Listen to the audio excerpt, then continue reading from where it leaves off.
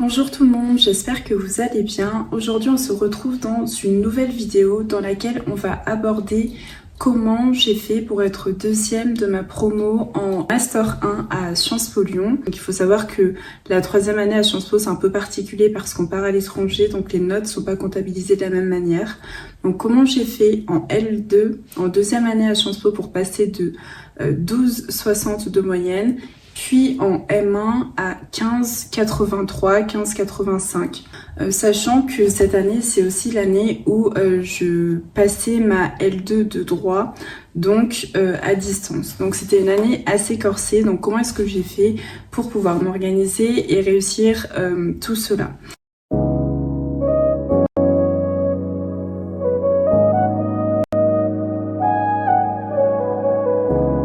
Donc cette vidéo, elle va se découper en trois étapes. Donc dans lesquelles je vais vous expliquer en fait de la façon la plus transparente comment j'ai fait et simplement pour vous donner les clés qui moi m'ont aidé et qui j'espère pourront vous aider peut-être pour revoir votre manière de travailler ou améliorer vos notes si vous le souhaitez. Donc c'est une méthode qui a fonctionné pour moi, c'est pas une méthode universelle, mais j'espère en tout cas qu'elle pourra vous être utile et c'est tout l'intérêt de pourquoi je la partage sur YouTube. La première étape qui m'a vraiment aidée à changer le cours de mon cursus, ça a été la manière dont je percevais les choses. Donc dans une précédente vidéo, je vous avais dit que voilà, c'était très compliqué pour moi les premières années à Sciences Po parce que j'avais eu des notes que j'estimais pas à la hauteur de ce que je voulais. En quelque sorte, je voulais améliorer mes notes, m'investir davantage dans mon parcours universitaire. J'ai totalement changé la manière dont j'appréhendais le travail, dont j'appréhendais l'école. Donc j'ai fait une vidéo plus longue sur ce sujet, si vous voulez, vous pourrez aller la voir. Mais en fait, mon point ici, c'est que tout simplement, si on a envie de changement, c'est aussi important de changer la manière dont on pense. Et donc, pendant très longtemps, j'avais des pensées limitantes en me disant que voilà, à l'université, c'est impossible d'avoir une très bonne moyenne. À l'université, c'est beaucoup plus difficile, etc., etc. Et donc, j'ai fait tout un travail sur pourquoi est-ce que moi, je ne pourrais pas avoir une très bonne moyenne. Pourquoi est-ce que ça me paraît impossible finalement. Pourquoi j'ai envie d'avoir des bonnes notes. À quoi ça va me servir. Ensuite, ce que j'ai fait, donc je faisais ça à peu près une fois par mois et ça m'a aidé en fait à rester motivée, c'est que je faisais des vision boards, donc chaque mois je me faisais un petit tableau en fait avec des images de ce que je voulais accomplir dans le mois et tout le temps il y avait voilà des petites images qui mettaient que j'avais des bonnes notes, que je réussissais telle chose et ça m'emmenait à tel endroit. Ce que je faisais beaucoup aussi, c'est que j'écrivais ce que je voulais. Donc j'écrivais tout simplement voilà, cette année, j'ai envie que cette année se déroule de cette façon, j'ai envie d'accomplir telle chose dans mes études, j'ai envie d'avoir tel type de notes. Donc en fait, il faut savoir aussi que jamais j'ai écrit sur mon carnet ou quoi que ce soit que j'avais spécifiquement envie d'être deuxième de promo, etc. Non, en fait, c'était vraiment la volonté de m'améliorer pour moi-même, de m'investir en fait davantage dans mon cursus universitaire. Et donc j'ai simplement écrit sur le papier ce que je voulais vraiment qui arrive dans ma vie, c'est-à-dire comment est-ce que je pouvais, comment je voulais que mon scénario pour cette année se passe au mieux.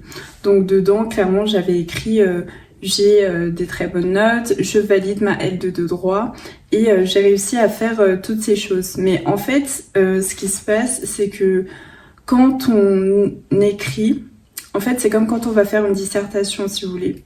Ce qu'on fait, c'est que on va guider le lecteur dans notre raisonnement.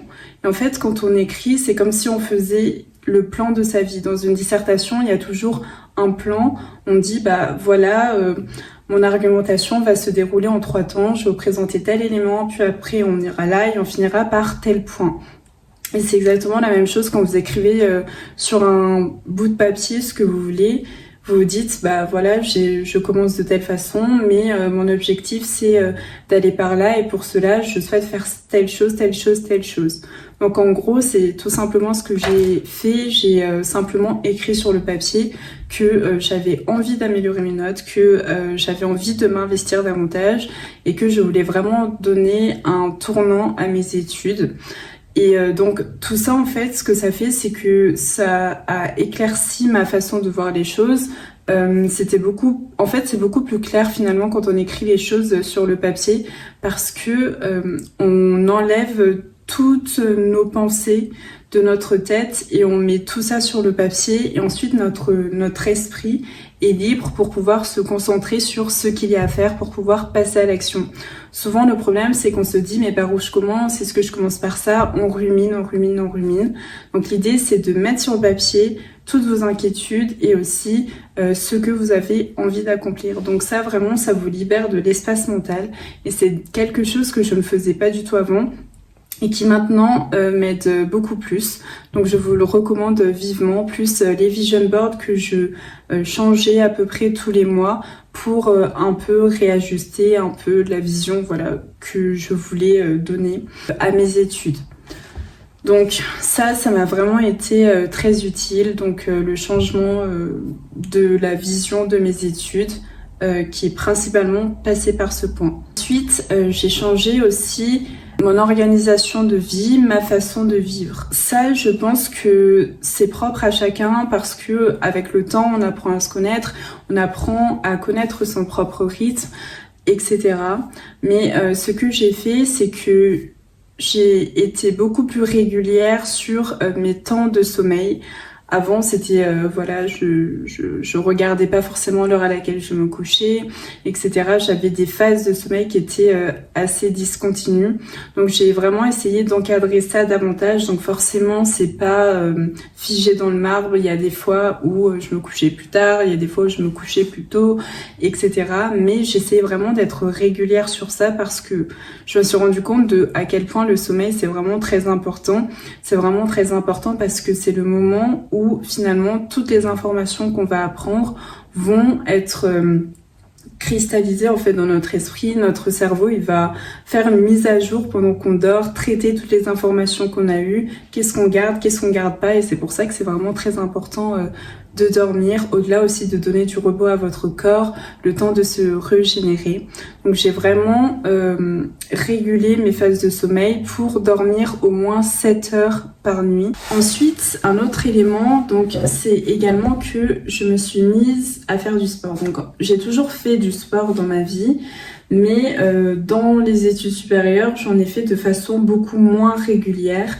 Et cette fois-ci, je me suis dit, bon, j'ai vraiment envie d'avoir une activité physique régulière. Je me suis trouvé voilà, une activité qui me prenait pas trop de temps, donc que je pouvais faire en à peu près 30 minutes, qui nécessitait pas beaucoup de matériel et qui me plaisait.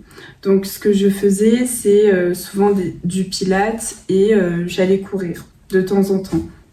Et vraiment, les périodes où j'arrêtais de faire du sport, je me suis vraiment rendu compte que c'était ensuite les périodes où je ruminais le plus, où je trouvais que c'était le plus compliqué, etc. Et dès que je me remettais à faire du sport, en fait, il y avait une évacuation du stress, une évacuation de tous ces éléments qui restent un peu bloqués. Donc faire du sport, ça m'a vraiment permis de éliminer tout ça et finalement de reconcentrer sur l'objectif que je voulais. Si vous aimez pas forcément faire du sport, moi je vous conseillerais vraiment, même si c'est juste 10 minutes, parce qu'en faisant 10 minutes de sport, on peut transpirer et on sent vraiment la différence. L'objectif pour moi, c'était pas de faire des séances de 2 heures, c'était vraiment d'avoir une activité régulière. C'est-à-dire que des fois je faisais 15 minutes, des fois je faisais 30 minutes, des fois je faisais 1 heure, mais j'essayais de faire ça régulièrement, au moins 3-4 fois par semaine. Et c'est ça en fait, c'est ce rythme-là qui m'aidait davantage. Ce qui m'a aussi beaucoup aidé, c'était tout simplement d'avoir une routine en fait. Donc comme je vous le disais, en allant me coucher à certaines heures, en me réveillant à certaines heures, en faisant X heures ou minutes de sport par semaine. Donc ça m'a vraiment aidé. Et enfin, un dernier changement, et pas des moindres, qui je pense m'a vraiment aidé durant cette année, c'est que j'ai essayé de me délester de ce que je pouvais me délester. C'est-à-dire, par exemple, faire la cuisine. Donc, durant cette année, durant mon année de Master 1, je n'ai presque pas du tout cuisiné. Donc vous allez me dire, est-ce que tu as mangé dehors? Qu'est-ce que tu as fait? Comment ça tu n'as pas cuisiné? Comment tu faisais pour te nourrir? En fait, ce que je faisais, c'est que je mangeais au restaurant universitaire et le soir, j'emmenais des repas à emporter du restaurant universitaire. Et c'était un gain énorme en termes de temps parce que je n'avais pas à aller faire les courses, je n'avais pas à me soucier de qu'est-ce que j'achète, de qu'est-ce que je mange ce soir, de cuisiner et de faire la vaisselle. Donc vraiment, c'était un énorme soulagement. Et je vous recommande également vivement de, si vous pouvez, voilà, chercher des alternatives pour vous libérer davantage de temps. Donc je sais qu'il y a par exemple des personnes qui font du batch cooking, donc ils vont cuisiner en grande quantité, qui ensuite vont mettre au congélateur, etc. Il y a des personnes qui vont solliciter leurs parents en leur disant est-ce que tu peux m'aider? Ça permet en fait de vous délester d'un certain poids. Un autre conseil, ce serait aussi de dire que lorsque vous avez un objectif, essayez de ne pas trop écouter les personnes autour de vous dans la mesure où des fois elles peuvent, sans le faire exprès ou sans mauvaise intention, vous faire douter de certaines de vous-même. Et du coup, l'idée, c'est vraiment de rester concentré sur votre objectif à vous. Par exemple, quand moi, j'allais chercher mes repas pour le soir, on me disait tout le temps « mais pourquoi est-ce que tu cuisines pas mais pourquoi est-ce que tu prends toujours des repas emportés, etc. » Donc en fait, c'était beaucoup de jugements qui n'étaient pas forcément méchants. En fait, moi, je savais que je prenais des repas pour le soir pour me soulager, pour avoir plus de temps pour me reposer, pour avoir plus de temps de faire le travail que je voulais, etc. Ne pas me soucier de la cuisine, de la vaisselle, des courses et tout ça. Mais c'est pas forcément la vision que les autres personnes ont.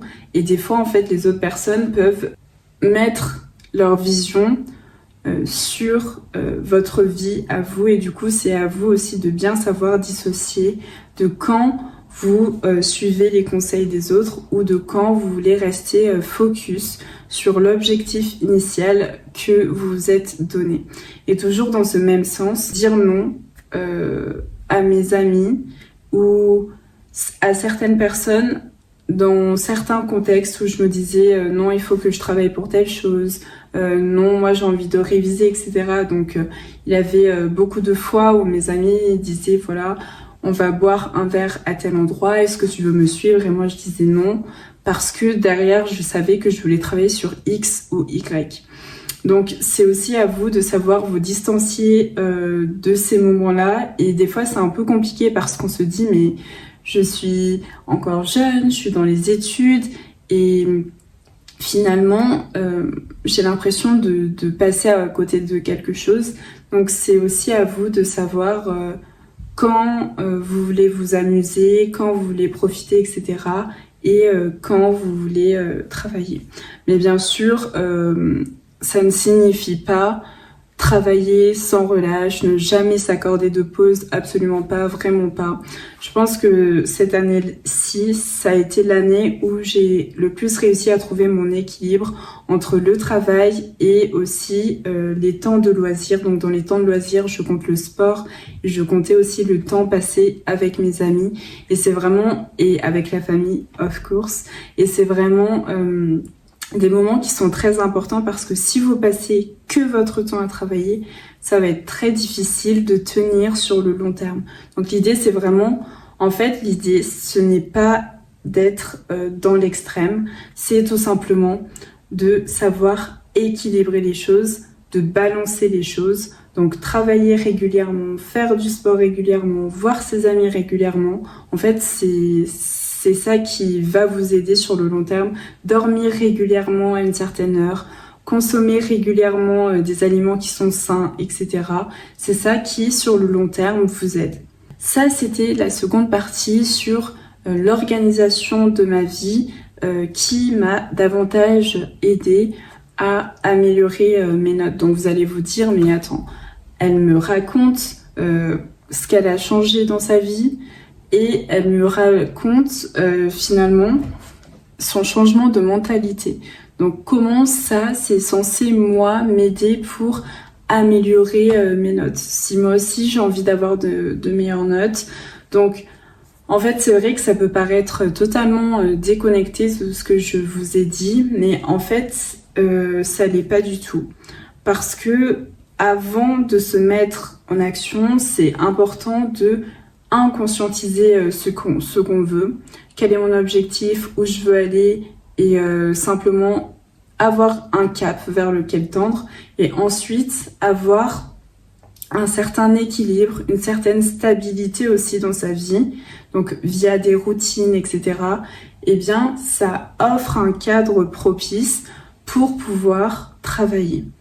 Et donc, je me suis offerte durant cette année un cadre propice que je ne m'étais pas offert ou que je n'avais pas eu l'opportunité, la possibilité de m'offrir les années précédentes, qui m'a vraiment aidée. Et donc maintenant, je vais vous expliquer ce que j'ai changé dans ma méthode de travail pour améliorer mes notes.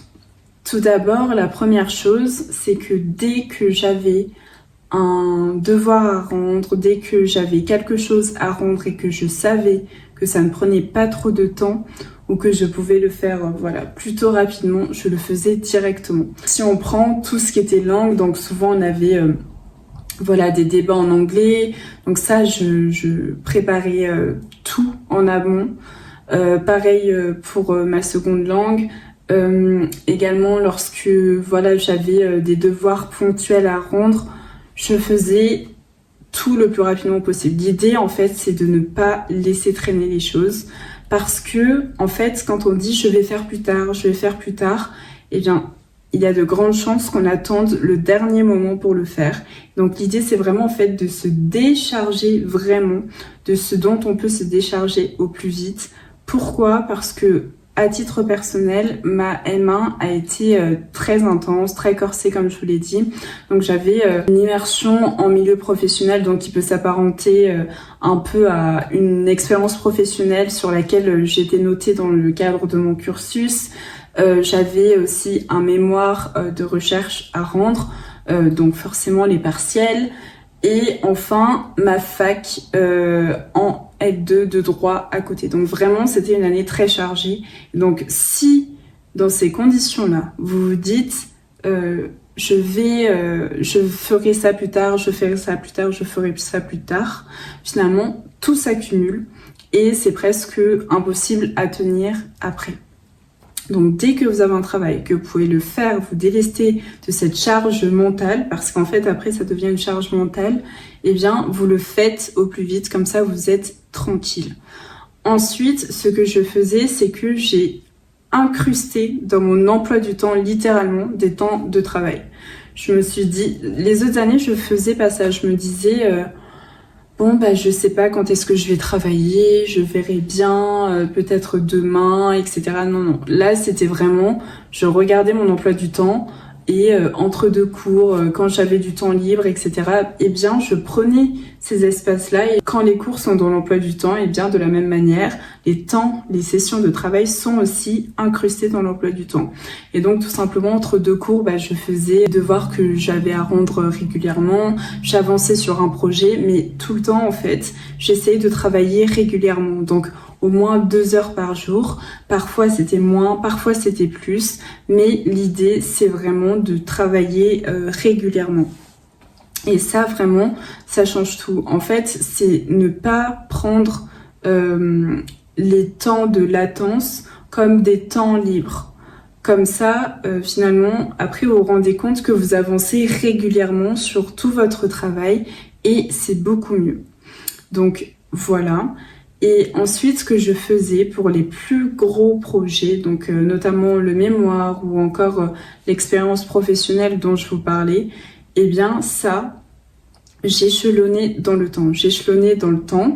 Et donc par exemple pour mon mémoire, je me disais chaque jour, tu essaies de lire 2 articles. Après, je disais, ok, tu as lu ces articles, et bien maintenant, tu vas en faire la synthèse, etc., etc. Et du coup, à chaque fois, ça me permettait d'avancer un peu plus sur mon projet, ce qui faisait que rapidement, j'avais lu pas mal d'articles. Après, j'avais trouvé mon plan assez rapidement. Et ensuite, il me restait plus que la rédaction. J'avais tout. J'avais vraiment la structure et ça a été plutôt rapide.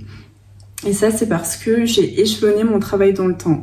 Et vraiment, quand vous avez un travail qui est trop colossal, eh bien, le secret, entre guillemets, c'est tout simplement de le couper, de l'échelonner pour le rendre réaliste. Donc vraiment, quand on dit un mémoire de recherche, ça fait super peur. Moi, je vous avoue que c'était une idée qui m'avait plutôt intimidée au début. Je me suis dit, mais attendez, comment je vais faire ça, etc. Moi, je ne suis pas une chercheuse, comment on fait? Et donc, finalement, ce qui m'a vraiment aidée, c'est de me dire, mais attends, on va commencer par le commencement. Donc déjà, quel sujet t'intéresse? Sur quoi tu veux travailler? Ok, on a trouvé le sujet, c'est super. Maintenant, on va chercher des articles. Ok, tu as trouvé des articles, tu les enregistres. Ensuite, qu'est-ce qu'on fait? On lit les articles. Ensuite, qu'est-ce qu'on fait? On en fait la synthèse. Ensuite, qu'est-ce qu'on fait? On croise les données, etc., etc. Donc finalement, c'est vraiment échelonner, échelonner, échelonner, échelonner. Et vous allez voir que ça va vous changer vraiment tout, parce que ça va vous paraître beaucoup plus simple, beaucoup plus réaliste, beaucoup plus accessible. Donc ça va dans le sens de lorsque vous avez par exemple des dossiers, etc. à rendre, l'idée c'est vraiment d'apprendre à s'appuyer aussi, lorsque c'est des travaux de groupe, sur vos coéquipiers, sur vos collègues. Donc ça va aussi dans le sens de forcément aller vers des personnes qui sont dans la même dynamique de travail que nous. Comme ça, on est sûr qu'on peut vraiment se reposer sur eux, c'est-à-dire que s'ils doivent rédiger une partie du devoir, on sait qu'ils vont bien la rédiger, qu'ils vont prendre le travail au sérieux, etc. Et pareil de votre côté, donc c'est vraiment un échange. Donc ça, c'est aussi important. Enfin, je dirais que dans la façon de travailler, ce qui m'a aussi aidée, c'est que j'ai décidé de ne pas consacrer la même énergie ni le même temps à tout. J'éparpillais beaucoup mon énergie, c'est-à-dire que je donnais la même force pour chaque discipline, pour chaque matière, etc. Sauf que en M1, je me suis dit, non en fait, parce que cette année, elle va être beaucoup plus difficile, donc il faut faire des choix. Et tout simplement, j'ai regardé, telle matière est plus coefficientée, donc ça veut dire qu'il faut que je mette plus d'efforts ici. Telle matière, j'ai plus de facilité, donc ça veut dire que je dois y passer moins de temps, mais je peux quand même m'assurer des bonnes notes, etc., etc. Donc c'est vraiment faire le calcul de vos forces, de vos faiblesses, du coefficient, et ensuite, grâce à ça, quel temps vous allez accorder à telle matière, quel temps vous allez accorder à tel sujet, etc., etc. Donc vraiment, essayez de mieux répartir vos forces, de mieux répartir l'énergie, le temps que vous allez allouer à chaque matière durant votre année. Pour terminer, en ce qui concerne les partiels, plus généralement, ce que je faisais tout simplement, que pendant facilement 3-4 semaines, vraiment je sortais pas, je restais pas cloîtrée chez moi, mais j'étais vraiment focus sur les révisions. Et ce que je faisais, c'est que personnellement, je suivais la méthode de StudyU. Je sais pas si vous connaissez, donc c'est une podcasteuse que j'ai découvert il y a pas très longtemps, durant ma M1 du coup, qui est comment elle avait préparé sa méthode de travail, etc. Et en fait, avoir une méthode de travail pendant les révisions des partiels, c'était quelque chose avec lequel j'avais du mal à trouver un certain équilibre, et donc en tombant sur son podcast, ça m'a vraiment aidé. Ce que cette podcasteuse dit, d'abord, elle prend son cours, elle le synthétise, elle le met à jour, etc. Ensuite, elle l'imprime et ensuite, elle va le lire à plusieurs reprises, donc en surlignant les passages importants. Ensuite, elle le relit en synthétisant dans la marge tous les éléments. Et ce qui fait que ça l'oblige à la fois à intérioriser le cours, plus du coup en synthétisant, eh bien, à formuler de façon très succincte l'idée principale d'un paragraphe, etc. Et ensuite, à la fin, ça lui fait une sorte de résumé de tout son cours parce qu'elle n'a plus qu'à lire dans les marges. Donc ça m'a aidé en fait de manière générale à comprendre la logique générale de mon cours. Mais ensuite, ce qui m'a vraiment aidé moi pour réviser mieux, c'est la méthode Feynman. Elle consiste en fait à donc vous prenez votre cours et vous allez lire, je sais pas, la première partie du cours. Donc chapitre 1, grand 1, vous lisez tout le grand 1 et ensuite ce que vous faites c'est que vous refermez votre cours et vous réécrivez de mémoire ce qui était le plus important dans votre cours, ou sinon vous récitez à voix haute ce qui était le plus important dans votre cours, ce que vous en avez retenu, etc. Donc si vous butez sur une définition, si vous butez sur, par exemple, l'enchaînement des événements en histoire, etc., eh bien ça veut dire que vous n'avez pas bien compris le fil de votre cours, la logique, ce qu'il faut en retenir, et donc vous relisez votre cours. Et donc ça en fait ça m'a vraiment beaucoup aidé. Donc ça peut paraître redondant et bête et méchant entre guillemets, mais vraiment ça m'a aidé parce que finalement quand on ferme le cours, eh bien notre cerveau est obligé de se remémorer ce qu'on y a lu, et donc il se dit bon bah si je me remémore ce que je viens de fermer, la page que je viens de fermer, eh bien ça signifie que c'est un élément important, qu'il faut que je le retienne, etc. De cette manière, lorsque je voyais que j'avais compris mon grand 1, hop, je passais à mon grand 2 sans me retourner. Genre vraiment, je ne retournais pas sur la partie précédente en me disant non, peut-être que j'ai pas assez appris, peut-être que j'ai pas révisé. Et donc ça suppose aussi de se faire confiance sur ce que l'on apprend, et c'est quelque chose qui est pas toujours facile parce que on peut avoir tendance à douter de soi en se disant bon finalement ça je ne le sais pas encore, il faut encore que je revoie ça avant de passer à la partie suivante. Donc là l'idée c'est vraiment quand vous voyez que vous avez compris, eh bien vous passez à la partie suivante. Ce que vous pouvez éventuellement faire c'est par exemple avant d'aller vous coucher, eh bien vous dites bon je vais relire un peu mon cours. Voilà, donc ça vous permet de rafraîchir l'ensemble, mais il ne faut pas passer tout son temps que finalement sur une seule partie du cours. Voilà, donc ça m'a vraiment aidé. Et enfin, donc j'en parle souvent dans mes vidéos, mais j'utilise vraiment le site Pomofocus. Je vous assure que je ne suis pas sponsorisée par ce site. Je vous assure que je ne suis pas sponsorisée par ce site. Mais simplement, il m'aide vraiment à garder la motivation. Il m'aide vraiment à garder la motivation parce que je mets un timer, je dis ok, je travaille 120 minutes, hop le timer, et je me fais au moins 2 sessions de 2 heures dans la journée. Donc ce qui fait qu'en période de partiel, je révise en au moins 4 heures par jour. Donc voilà, ça c'est mon temps habituel en période de révision. Et bien sûr, donc ça c'est un peu plus compliqué pour mes partiels à Sciences Po Lyon parce que on n'a pas vraiment d'annales. Donc il y a des professeurs qui mettent voilà les sujets qu'ils ont pu donner durant les années précédentes, mais c'est souvent 1 ou 2 sujets. Donc finalement ça permet pas de s'exercer beaucoup comme dans d'autres disciplines, comme par exemple en L2 à la fac de droit, eh bien il y avait beaucoup d'annales, donc c'était plus simple pour pouvoir réviser. Si vous avez des annales pour vous entraîner, vraiment utilisez-les. Et moi ce que je faisais aussi, c'est que quand j'étais un peu dans le rush et que je voyais qu'il me restait pas beaucoup de temps pour apprendre une matière, eh bien ce que je faisais c'est que j'allais un peu mélanger la méthode Feynman avec m'entraîner sur les annales. Donc j'allais lire mon cours, donc on va dire un chapitre entier littéralement. J'allais prendre un sujet dans les annales qui était lié à la partie du cours que je venais d'apprendre, et ensuite j'allais directement traiter le sujet. Donc j'allais pas traiter le sujet dans son entièreté, mais j'allais définir les termes du sujet, j'allais... qu'est-ce que je faisais d'autre? J'allais trouver une problématique, trouver un plan. Et vraiment la structure, la colonne vertébrale, si vous voulez, d'une dissertation.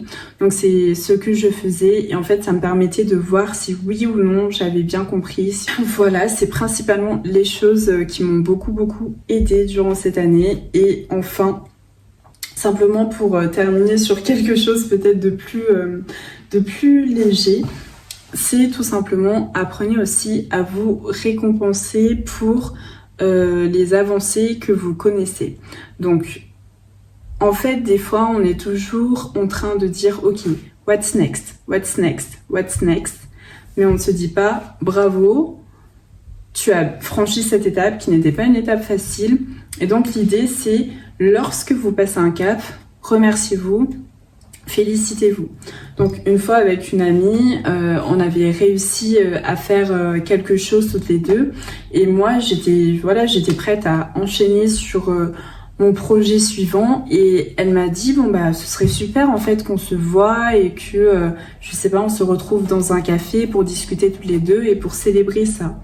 Et ça m'a paru un peu pas bizarre, mais en tout cas inhabituel. Et je me suis dit, mais oui, elle a raison, c'est important aussi de prendre le temps des fois de ralentir pour savourer même les petites victoires et comme ça vous remercier et aller à l'étape suivante.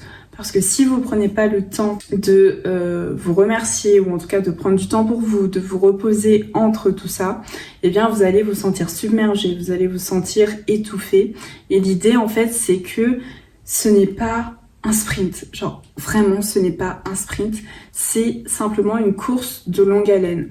Et pour que la course de longue haleine se passe bien, il faut savoir où mettre son énergie, il faut savoir comment finalement utiliser les ressources à notre disposition le mieux possible pour pouvoir tenir sur le plus long terme.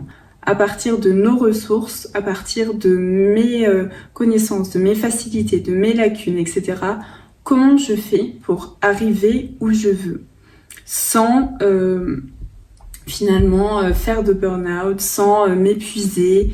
Voilà, donc l'idée c'est vraiment d'atteindre ces objectifs sans pour autant finalement s'épuiser. C'était l'objet de ma vidéo d'aujourd'hui. Merci beaucoup d'avoir pris le temps de regarder ma vidéo. J'espère qu'elle vous a aidé. J'ai essayé d'y mettre tout ce qui m'a aidé moi à améliorer mes notes et j'espère que elle vous sera utile d'une façon ou d'une autre. En tout cas, n'hésitez pas du tout à me le faire savoir en commentaire. Je répondrai bien volontiers. En tout cas, je vous dis merci beaucoup une nouvelle fois d'avoir pris le temps de regarder ma vidéo et je vous dis également à une prochaine fois pour une prochaine vidéo.